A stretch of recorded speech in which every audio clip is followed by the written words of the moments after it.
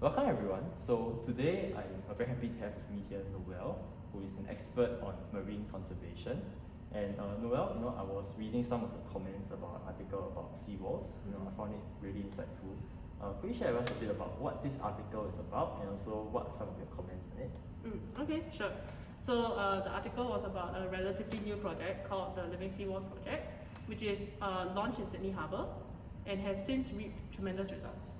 The reason why this project is so important and it came about is because of the rising number of seawalls that are present in the world.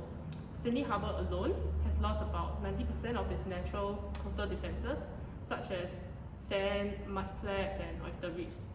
So in place of all these natural structures that were lost, man-made coastal structures such as seawalls have been built to protect the coastlines.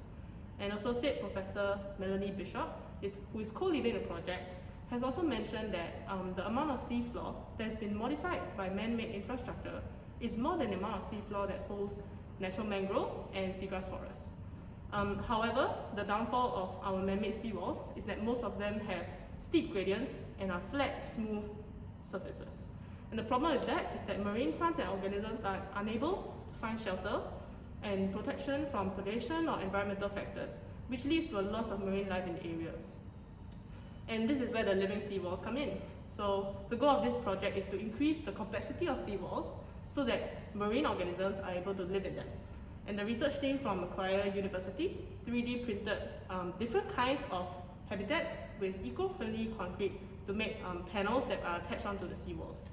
And these eco-friendly concrete panels are designed to mimic different water-retaining features that are present in natural environments such as rock puddles from rocky shores, encouraging intertidal organisms to colonize. And the research team has found more than 100 different species that colonize the panels, which was about 30 to 40% more than the number of species found on parts of the seawalls that were not modified.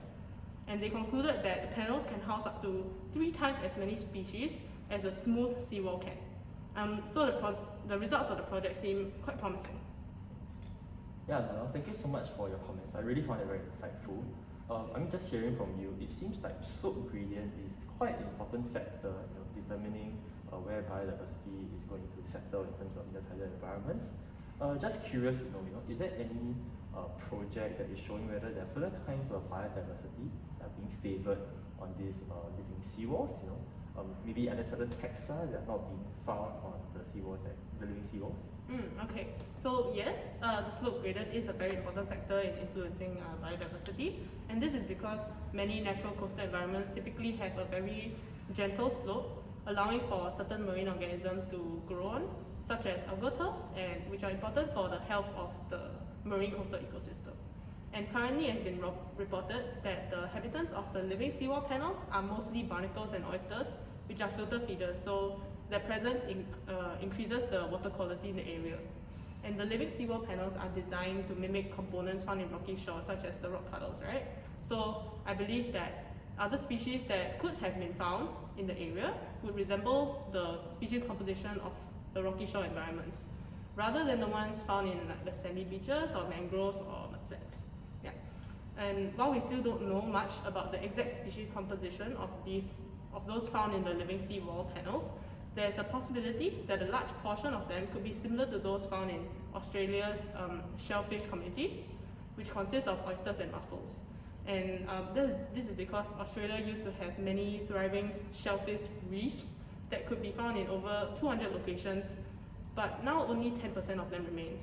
So they were all destroyed because of pollution, dredging, and many other factors. The loss of Australia's shellfish reefs, has also caused the water quality to decline rapidly and caused unstable coastlines. Alright, thank you, Noelle. I think it was really insightful, especially how it seems like the rocky shore biodiversity is the biodiversity taxa that are being recovered more favorably compared to other environments. I'm just curious to know, are these living seawalls really favoring the native species of Australia, or are they favoring perhaps more invasive species? Yes. So, as mentioned previously, the specific species composition of the living seawalls panels is not known yet, But in a similar research project that used flower pots to mimic rock pools, the results showed that there was a total of 61 sessile and mobile taxa that lived in the flower pots. And of these 61 taxa, 6 of them were shown to be non-indigenous species. Ah, okay, I see. Thank you, Noelle. I think that was really helpful and really insightful. I guess just moving our question beyond just Australia, right? Are there other areas where you see the implementation of living seawalls that is to be particularly useful?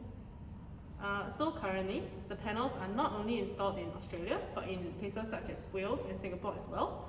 It was also mentioned that with the exception of the ongoing research by NUS, seawall ecology has only been studied in temperate regions. And Singapore is the only location in the tropics that has been fitted with these living seawall panels. And it is particularly useful to install these panels in more of Singapore's seawalls, as more than 60% of Singapore's coastlines consist of seawalls.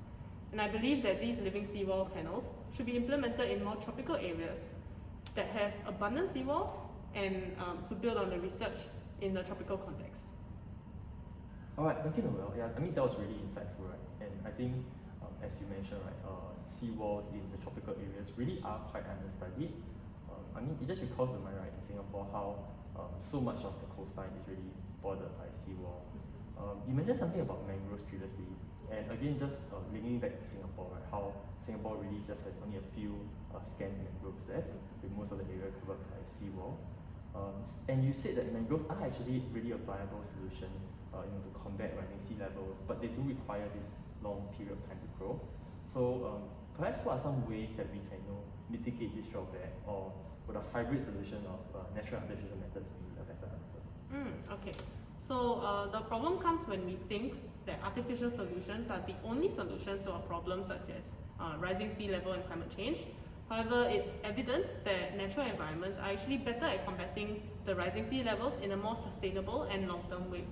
So I mentioned before that about 90% of Sydney's natural coastlines are already lost, and if we continue to build even more seawalls, we will lose what little natural environments there are left and lose the long-term sustainable benefits that it provides. So I propose a hybrid approach to enhance artificial seawalls and to make them more habitable for marine organisms while conserving natural coastal areas as well. Alright, thank you so much. Yeah, I think your comments about how really a hybrid solution is the way to go in order to combat rising sea levels. I just want to end off with this last question about seawalls. You mentioned previously about how the living seawalls are just so helpful in being able to recover biodiversity communities. I just want to know what more research is going to be done. What's the next step that we can take to ensure that this living seawalls project really continues and develops and really helps to further improve the biodiversity communities of the seawall area. Okay, so this project is a result of decades of seawall research and appears to be very promising. So what has already been done is computer modeling to estimate optimal microhabitat ranges and sizes.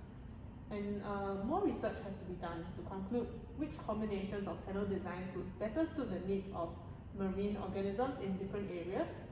Beyond the actual designs themselves, we could also investigate the spatial arrangement of the panel designs across different depth levels. So more could be done to try to reduce the vertical gradient of seawalls. And once these designs are in place, right, maybe in the future, instead of building traditional seawalls, we could construct entire stretches of living seawalls that would benefit the marine environment more than the traditional ones ever could. Thank you so much, Noelle. That was really helpful, and I hope this interview has been helpful for you as well to learn more about seawalls and how these various methods combat rising sea levels. Thank you. Thank you.